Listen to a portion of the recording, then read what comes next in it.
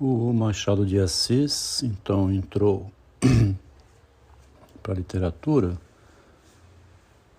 com os olhos extremamente aguçados no cálculo da subjetividade, cálculo de oportunidades, né? Oportunidade de negócio, como se fossem empreendedores da vida real o tempo todo procurando onde é mais lucrativo.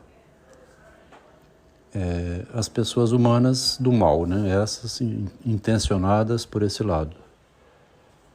A partir desse foco, como se fosse o foco do frio, né?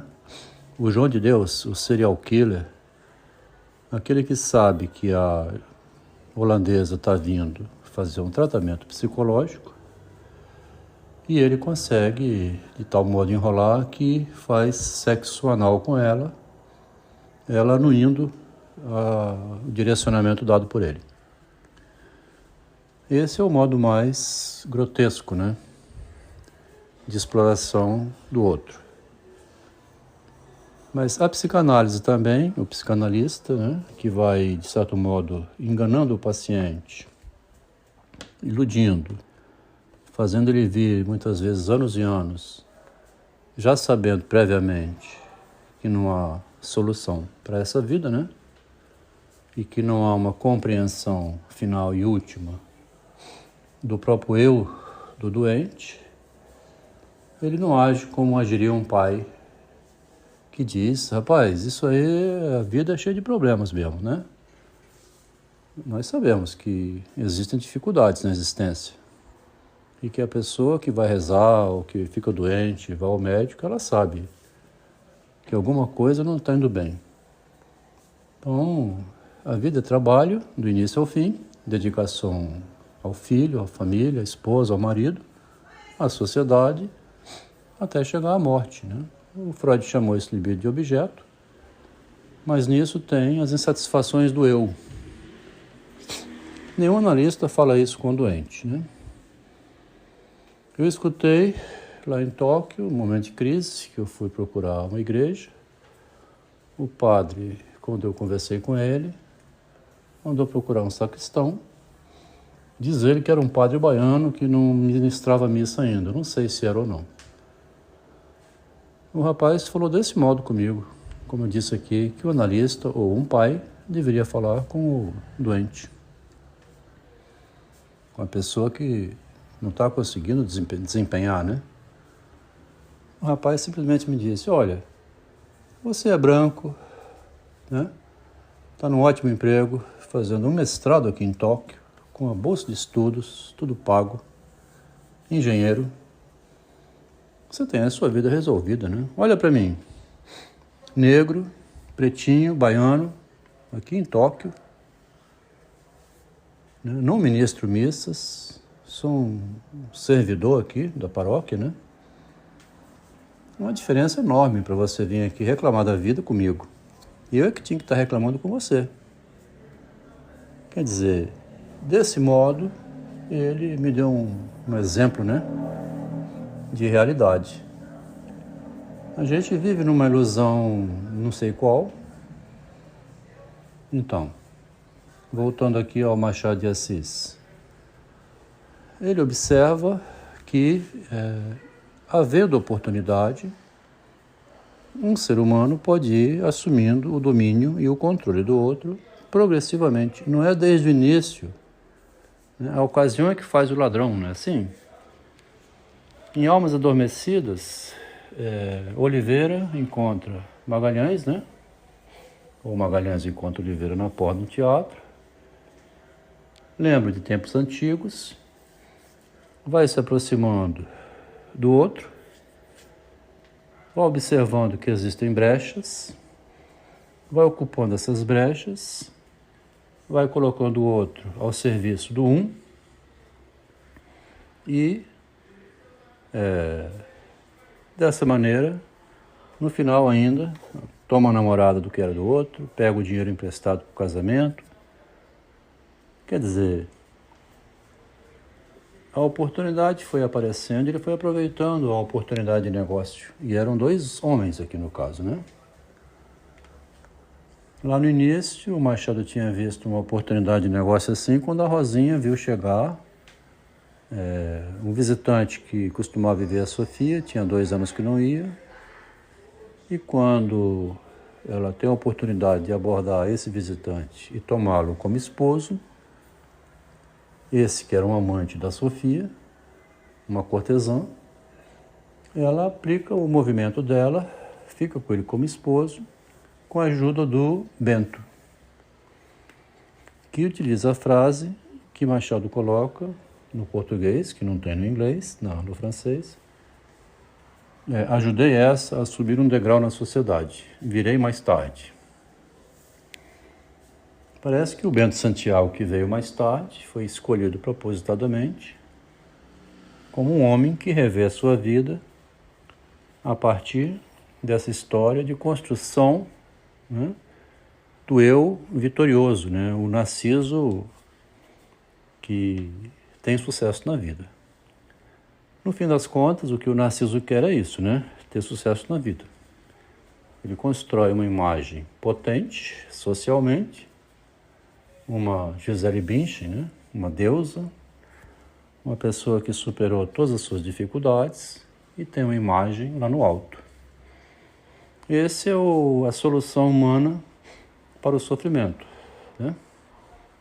Seria ter sucesso na vida. Bom, essa reflexão aqui, então, toma, de novo, o pensador Machado de Assis, agora junto com Descartes, que tem o mesmo pensamento lá nas Meditações, né? A gente já veio localizando isso, em que essas oportunidades de ascensão, seja do indivíduo pessoal, seja na relação com os demais, ela é movimentada sempre por uma racionalidade, né? É a racionalidade que está no governo do bem-sucedido. Ele vai movimentando com a razão afetiva de quem se relaciona com ele, vai alcançando favores, vai movimentando de tal maneira que lá na frente ele aparece como vitorioso. Aqui uma colega trouxe uma passagem do Machado que eu não tinha aproveitado tão bem. Lá de 1906, quando ele publica Lições de Botânica. E dizendo aqui assim: há em mim alguma coisa mais do que eu mesmo. Há a poesia das afeições por baixo da prova científica, que fica acima então, né? Não há ostento, é verdade. Mas sabe Vossa Excelência o que tem sido a minha vida? Um claustro. Cedo perdi o que havia mais caro, que é a família. Desposei a ciência, tá vendo?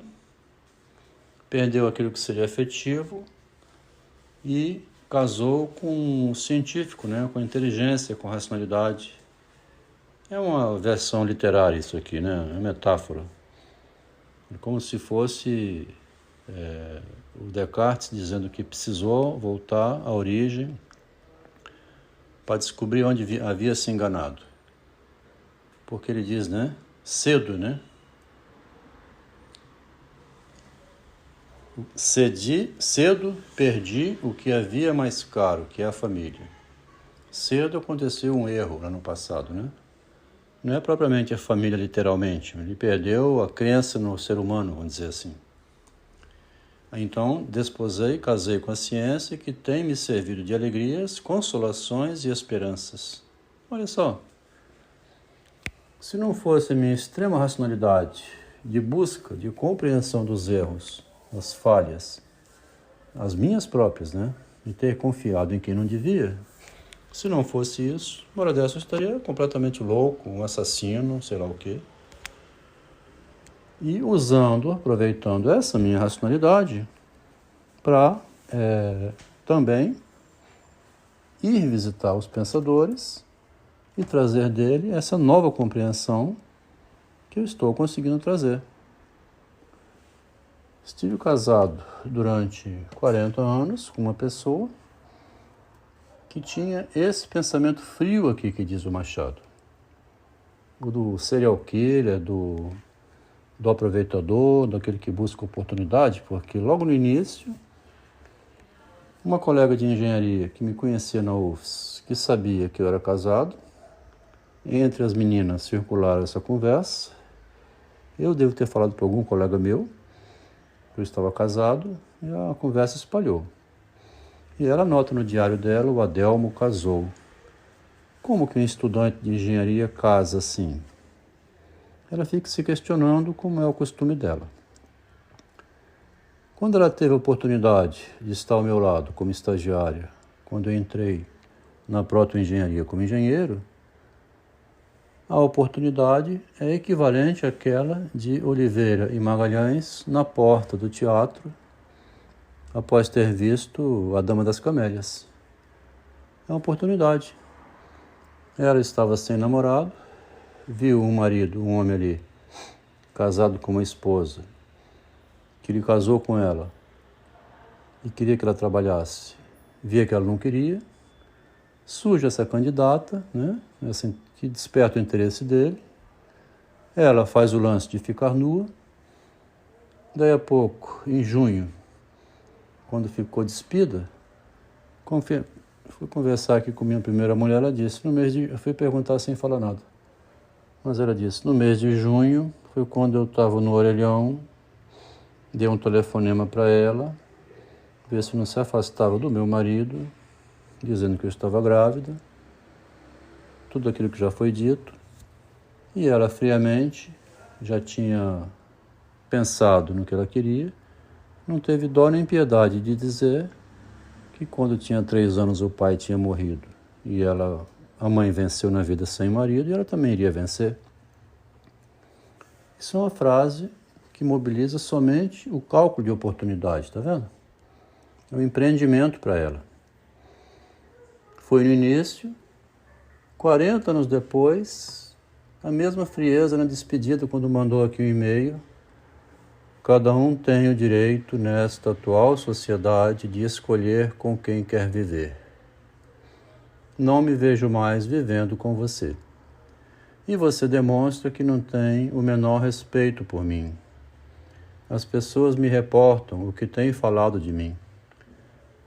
Eu estava questionando somente a ela tudo aquilo que eu fui deixando passar, as concessões que eu fui fazendo. Porque nesse momento ela estava extremamente empoderada, olhando de cima para baixo, e inclusive na posição de escrever isso aqui. Nesta atual sociedade, cada um tem o direito de escolher com quem quer viver, e eu não quero mais ficar com você. Por que essas ameaças? Então a mulher aqui se colocou completamente do lado da pessoa de cima para baixo, poderosa, que via o marido implorando, quase que, né, querendo que ela reconsiderasse pelo caminho que ela estava escolhendo. Escolheu conscientemente um caminho. Eu fiz um e-mail de resposta enorme aqui que eu não vou ler e que vai estar no meu livro autobiográfico, né? Sendo descartado assim na terceira idade, depois de 39 anos ao seu lado, te promovendo para alcançar o seu sucesso, como você queria que eu me sentisse agora sendo excluído? Era para eu ficar feliz da vida, soltando foguetes, alegre, te elogiando, ainda promovendo seu nome depois de excluído de sua vida? É para dizer que eu te amo ainda? Porque ela diz assim, interessante, né? As pessoas me reportam.